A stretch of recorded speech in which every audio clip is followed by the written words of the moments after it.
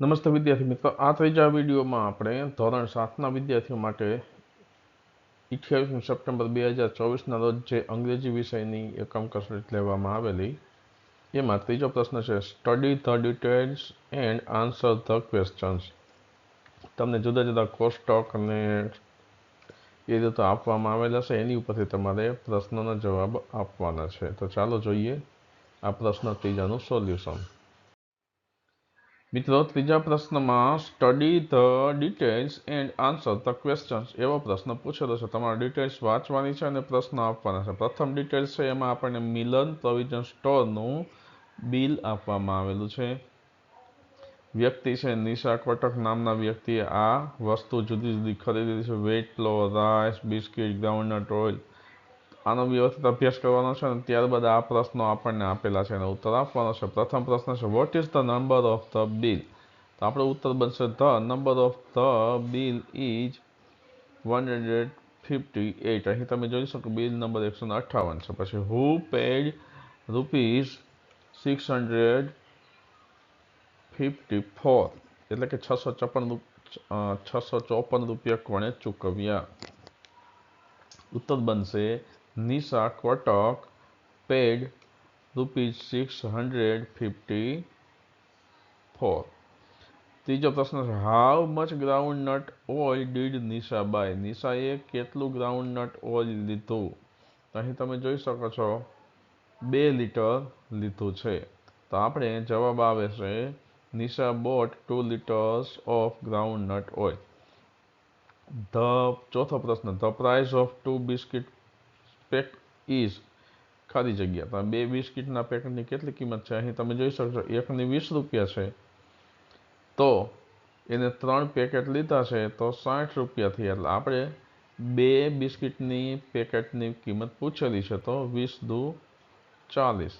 તો જવાબ બનશે the price of 2 biscuit pack is ₹40.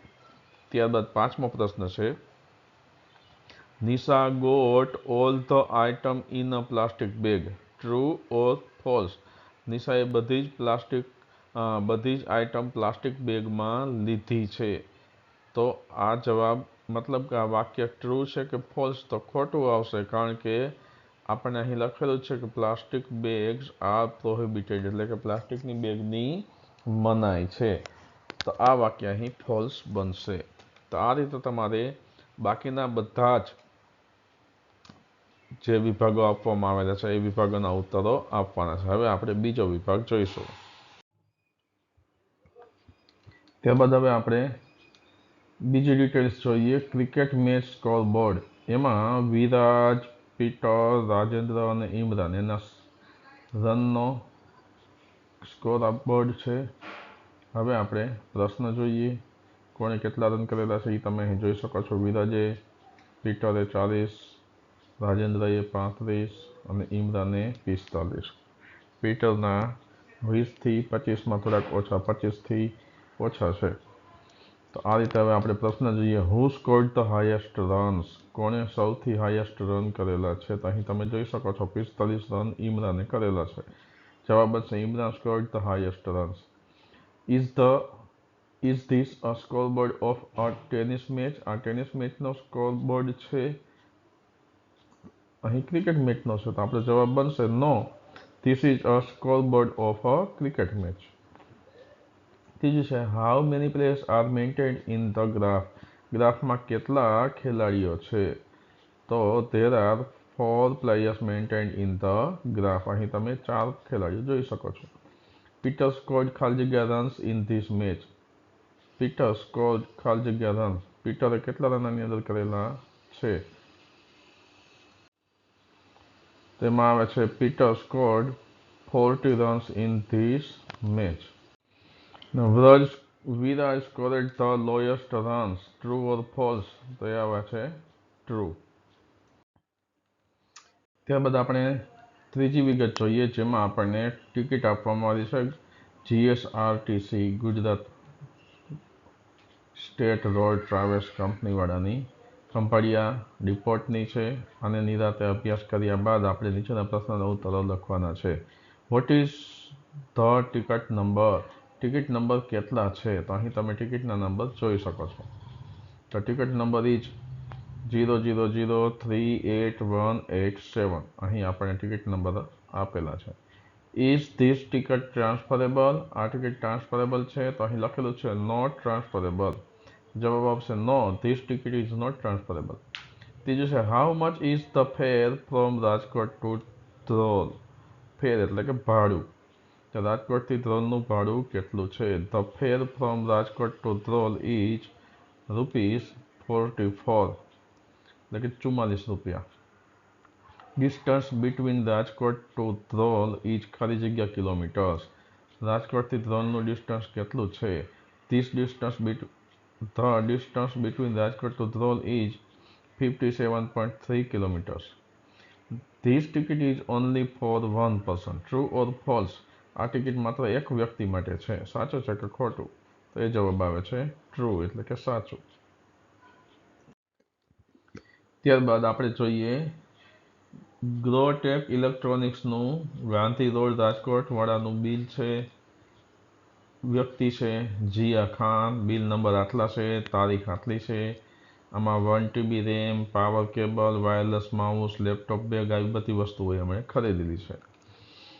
હવે આપણે જોઈએ પ્રશ્નો. What is the number of the bill? બિલના નંબર કેટલા છે? અહીં તમે જોઈ શકો છો બિલના નંબર 59 છે. તો જવાબ the number of the bill is 59. પછી હુ પેડ 3500 રૂપીઝ? તો આન્સર છે Jiya Khan paid 3500 rupees. How many power cable did Jiya buy? જીયાએ કેટલા પાવર કેબલ્સ લીધા છે? તો અહીં તમે જોઈ શકો છો 2. તો ઉત્તર આવશે જીયા બોટ 2 પાવર કેબલ્સ. ચોથું છે જીયા બોટ ટોટલ ખાલી જગ્યા ટાઈપ્સ ઓફ આઇટમ. જીયાએ ટોટલ ખાલી જગ્યા આઇટમો ખરીદેલી છે. તો અહીં તમે જોઈ શકો છો 1, 2, 3 અને 4 આઇટમ લીધેલી છે. તો Jiya bought total of 4 types of items. પાંચમું Jiya got a mouse pad free. True or false? જીયાએ માઉસ પેડ ફ્રી મેળવ્યું.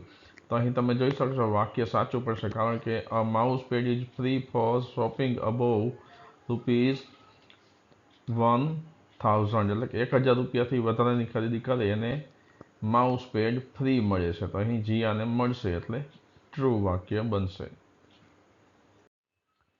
ત્યારબાદ પાંચમું ટેબલ આપણે જોઈએ ઇંગ્લિશ સબ્જેક્ટ માર્ક્સ આપેલા છે. ઇંગ્લિશમાં કયા વ્યક્તિએ કેટલા માર્ક્સ આપેલા છે? અમન, તરાના, મહેશ અને કનક. અહીં તમે જોઈ શકો છો અમને 60ની માથે છે અને 70ની વચ્ચે છે, એટલે કે 65 માર્ક્સ મેળવ્યા છે. તરાનાએ 70ની 80ની વચ્ચે છે, એટલે 75 માર્ક્સ છે. મહેશને 60 છે અને કનકને 50થી ઉપર અને 60થી નીચે, એટલે કે વચ્ચેના ભાગમાં છે, એટલે કે 55 માર્ક્સ છે. હવે આપણે જોઈએ who got the highest marks? કોણે સૌથી વધારે માર્ક્સ મેળવ્યા છે? તો અહીં તમે જોઈ શકો છો તરાનાએ.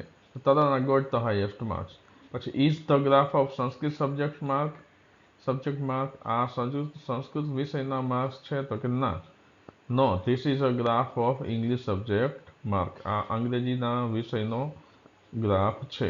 How many student are mentioned in the graph? આ ગ્રાફમાં કેટલા વિદ્યાર્થીઓ છે? તો 4 student. There are 4 student mentioned in the graph. Kanak got ખાલી જગ્યા માર્ક્સ ઇન ઇંગ્લિશ. કનકે અંગ્રેજીમાં ખાલી જગ્યા માર્ક્સ મેળવ્યા. અહીં તમે કનકે જોઈ શકો છો 55 માર્ક્સ મેળવ્યા છે. તો 55 marks in English. Aman got the lowest marks. True કે ફોલ્સ? અમને સૌથી ઓછા માર્ક્સ મેળવ્યા છે. તો અમને સૌથી ઓછા માર્ક્સ નથી મેળવ્યા, પરંતુ કનકે સૌથી ઓછા 55 મેળવ્યા છે. તો આ વાક્ય ફોલ્સ બનશે.